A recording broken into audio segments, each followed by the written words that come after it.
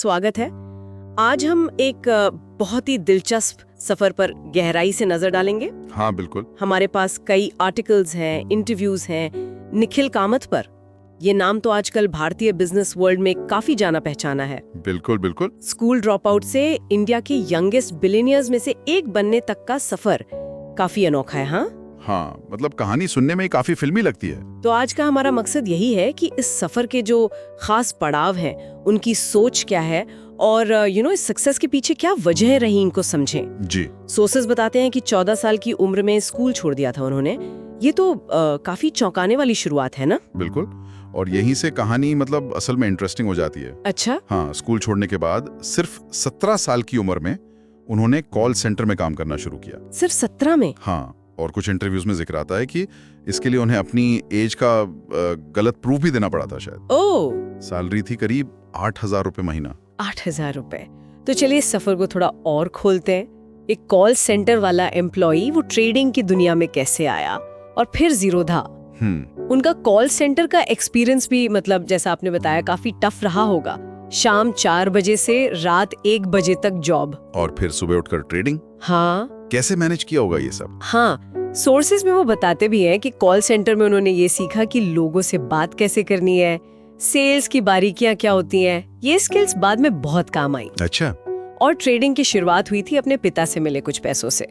लेकिन जल्दी ही वो अपने कॉल सेंटर के दोस्तों और यहाँ तक कि मैनेजर के पैसे भी मैनेज करने लगे थे। अरे वाह, मतलब कॉन्फिडेंस तो शुरू से था। हाँ, लेकिन रास्ता सीधा नहीं था बिल्कुल। हाँ, वो किस्सा तो मैंने भी पढ़ा है सोर्सेज में कि शुरुआती ट्रेडिंग में ऐसा हुआ, 6 महीने लगातार कमाया और फिर एक ही दिन में सब खत्म, जीरो। बिल्कुल। वो लेवरेज और ऑप्शंस ट्रेडिंग का चस्का था, जैसा वो खुद बताते हैं।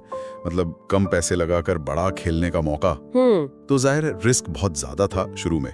यहीं से आगे चलकर कामत एसोसिएट्स की नींव पड़ी। हाँ, अपने भाई नितिन के साथ मिलकर शुरू किया था उन्होंने। जी, करीब 15 साल पहले की बात है ये। पर दिक्कत ये थी कि वहाँ वो सब ब्रोकर थे, तो कमीशन बहुत ज्यादा देना पड़ता था। सही पकड़ा।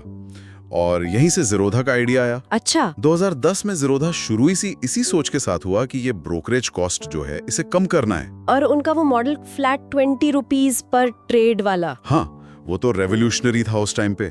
बिल्कुल, इसने जो ट्रेडिशनल ब्रोकरेज फर्म्स थी उनको सीधा चैलेंज किया। सही। और इसका एक बड़ा कारण था उनका टेक्नोलॉजी पर फोकस। हाँ, टेक्नोलॉजी का इस्तेमाल उन्होंने कैसे किया, इसका जिक्र है सोर्सेज में। बिल्कुल है। उन्होंने फॉस मतलब free and open source software का खूब इस्तेमाल किया, जैसे पोस्टग्रेस, पाइथन, गो। अच्छा, बिना लाइसेंस फीस दिए? हाँ, इससे उनकी कॉस्ट काफी कम हो गई। और फिर जैसे कस्टमर सर्विस है, उसके लिए ऑटोमेशन, बॉट्स वगैरह का इस्तेमाल किया।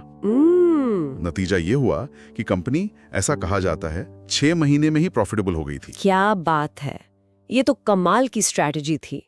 और आज देखिए, जीरोधा इंडिया की सबसे बड़ी स्टॉक ब्रोकिंग फर्म्स में से एक है। हाँ, 1 करोड़ से ज्यादा कस्टमर्स हैं उनके। और हुरून लिस्ट 2024 के हिसाब से वैल्यूएशन करीब 64,800 करोड़, मतलब 8,000 रुपए महीने की सैलरी से यहाँ तक। बिल्कुल। पर ये सिर्फ बिजनेस की कहानी नहीं है ना, उनकी जो सोच है, फिलॉसफी है, वो भी काफी अलग है। हाँ, जैसे वो किताबी ज्ञान से ज्यादा करके सीखने पर जोर देते हैं। हाँ, एक्सपीरियंस, अनुभव को वो सबसे ज्यादा महत्व देते हैं। और क्यूरियोसिटी मतलब जानने की इच्छा, वो कहते हैं ये सबसे जरूरी है। 20 साल के युवाओं से सलाह लेना पसंद है। हाँ, ये तो काफी अनकन्वेंशनल सोच है। बिल्कुल, उनका मानना है कि आज की जनरेशन ज्यादा जानती है।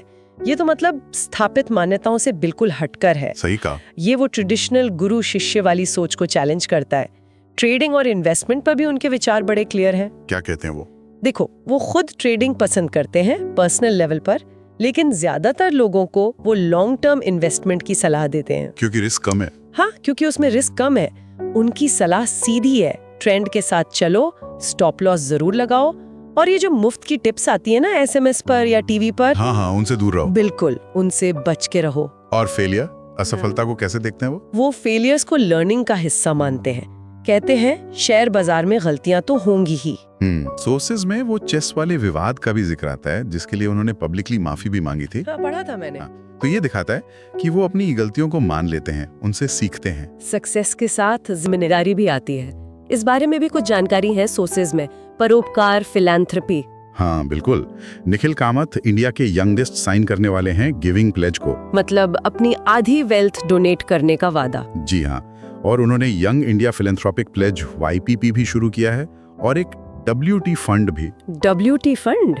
ये क्या है? ये 25 साल से कम उम्र के एंटरप्रेन्योर्स के लिए है। उन्हें ग्रांट्स देता है बिना कोई इक्विटी लिए। अरे वाह, बिना इक्विटी के? हाँ, उनका मानना है कि यंग लोगों में रिस्क लेने का करेज ज्यादा होता है, तो उनको सपोर्ट करना चाहिए। तो हमने देखा कि कैसे एक स्कूल ड्रॉप आउट, फिर कॉल सेंटर कर्मचारी और वहां से इंडिया के यंगेस्ट सेल्फ मेड बिलियनियर्स में से एक बनने तक का ये सफर, ये सिर्फ पैसे या सक्सेस की कहानी नहीं है। नहीं, बिल्कुल नहीं। ये लगातार सीखने की, कैलकुलेटेड रिस्क लेने की और फिर सोसाइटी को वापस देने की भी कहानी है। सही कहा। उनकी कहानी जो पारंपरिक रास्ते हैं उनको चैलेंज करती है, और ये बात कि आज की यंग जनरेशन से ज्यादा सीखा जा सकता है, ये आज की डिजिटल एज में बहुत रेलेवेंट लगती है। हाँ बिल्कुल। यहाँ एक सोचने वाली बात ये उभरती है, क्या सीखने और सफल होने के लिए जो पारंपरिक तरीका है, जो फॉर्मल एजुकेशन है, क्या वही एकमात्र रास्ता है?